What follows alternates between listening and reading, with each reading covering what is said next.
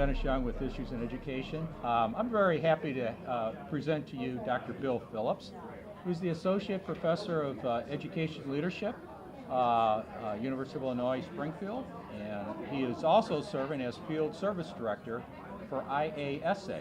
Kind of two full-time jobs for you. Well, yes they are, as a matter of fact. Well, you know, Illinois has, for the past many years, has really had some financial difficulties that have rippled throughout public K through 12. And it's been difficult not just from an operational standpoint, but also looking at the long-term capital improvements of districts. And I know you're going to be teaching a class here at 4 o'clock to new superintendents and some for just refresher. How do you approach a topic that's so vital to the health and well-being of a school district? And you can't do it alone. You have to have someone with your expertise and companies that sell bonds. So I guess with that, what are kind of the three main things that you think that they should know about? Well, I think first of all, the selling of bonds is one of the three main avenues for districts to generate real revenue. Mm-hmm. And they are referendums by raising tax rates, which are rather difficult generally to do. So those are rather rare. Mm-hmm. And the second one is to cut back on operational expenses, which districts have been doing at different levels for years and years. And the third is the sale of long-term debt. And that's by far the quickest and probably easiest way to manage new revenue for a school district. Now, for the past 7 years, not so much this last year, the districts were in a mode of getting less and less revenue, and it was very difficult then to make operational, expenditures with reduced revenue from the state of Illinois. So bonds were a very important part of districts continuing to operate without making major reductions in their faculty. Mm-hmm.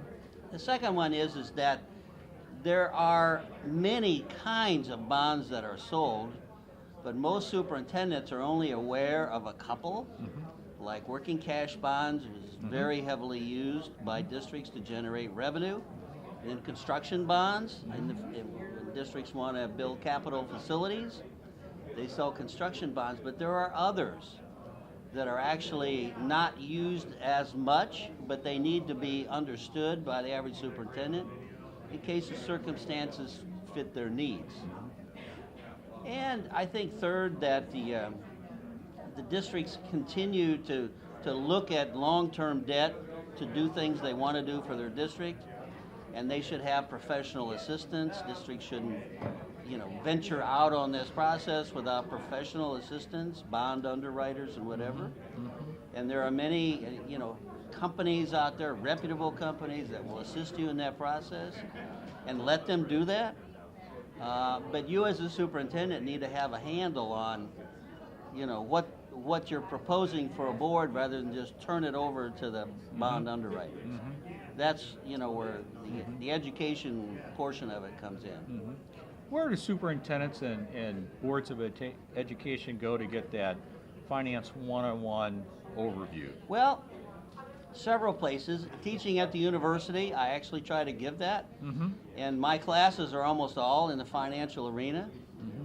Teachers who want to become principals who want to become superintendents, and now I have my newest and fastest growing section is superintendents and others, CPAs, MBAs, who want to be chief school business officials. And that's a separate certificate for people who only do business functions in a school, and that's becoming really a highly sought after certificate in Illinois. So that's one avenue. IASA has workshops for superintendents. I myself provide some of those. And also, I also provide workshops for school board members. And it depends on the level of knowledge that school board members have, but they don't deal with this all the time, and the superintendents, deal with it more. So usually I do more training of the superintendents who can impart the information to the board members. But most board members haven't had very much formal finance training. And superintendents have had it in their classes. But the issue is most new superintendents came from the ranks of being a principal. Uh-huh. And as a principal, they weren't responsible for school finance. And Right. while they had a class in it, like the ones Yeah. I teach, you know, they really didn't pay as close attention to it until they get to the point where it's part of their job. Uh-huh. And they have to be skilled at it. So then it becomes intense. Now for IASA, I'm a field service director, but one of the main things that I do is mentor new superintendents. Uh-huh. So I have private sessions with new superintendents, and I have group sessions with new superintendents, and I include first, second, and third year superintendents. I mean, it's not all Yeah. just brand new ones. Yeah. And other, you know, ways that I can be of assistance to them, you know, from professional to professional. Uh-huh. So, I mean, I travel around the state to my regions and Very good. spend some time with them talking about bonds or the levy or whatever. Yeah. Well, you know, I'm always involved in community engagement when a district's wanting to either develop a master plan or they have some thoughts of what they really want to implement. And get your advice on this. When I'm with a large group in the community, they really don't want to get into long-term debt. They don't want any more pennies out of their pocket Right. than possible. So what advice would you give superintendents and boards of what is the reasons to get into long-term debt? How does that benefit the district in a number of ways? What would you Well, say? it really depends on the purpose of the bonds. Uh-huh. What you're talking about is mainly the construction of capital facilities, whether Uh-huh. they're renovating or adding, you know, partial buildings or in some cases brand new facilities from the ground up. Mhm. Those are going to require fairly significant expenditures. And I think the districts know that, and the people in the community know that. They have an opportunity to see what's available with services that you can provide them. And then it becomes a matter of how can we pay for this, Right. and over how long a period. Bonds can be sold for up to 20 years. So you can encumber yourself for a while and, you know, reduce the amount if that's what you wish. But boards have that option. I mean, they can decide whatever. Now, if they're looking for other things like to pay bills or to just generate more revenue, like they've had to do in the past years to basically keep services at a level without reducing them greatly, Right, right. then they need to generate a certain amount of revenue through the different kind of bonds. But the point is that bonds can provide whatever the district needs. It can be the funds needed for long-term debt to pay for capital facilities which the community wants to have. Right. A new building, a new gym, a new wing, upgrade the science lab, or any of those things. Or if you need money to just keep your programs at the same level that they've been without cutting back, or they wish to you know, improve their facilities, renovate them, new lights, you know, new roofs, or you know, things like that.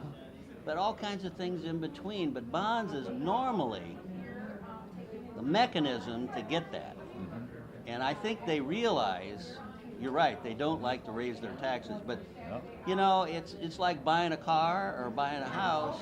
I mean, very, very few districts, and I mean very few, have enough resources to do those kinds of projects without encumbering long-term debt. So it's just, you just have to determine what it is you want, what it might cost, and how long you want to pay for it. Right. It all is going to depend on your Right. property value. The districts with higher property value, or EAV, are going to be an advantage to the districts with lower EAV because they can generate more dollars with their property values. So you have to take each district and kind of take a look at it. What are their circumstances? You know, what would bonds cost them? If you're a very wealthy district, you might be able to pay it off quicker, Right, right. you know, than others. And if you're not, you just have to decide as a community what your priorities are. Bonds are the way that districts get those things that they want because they can't afford them with actual revenue that they get from taxes and so forth without it.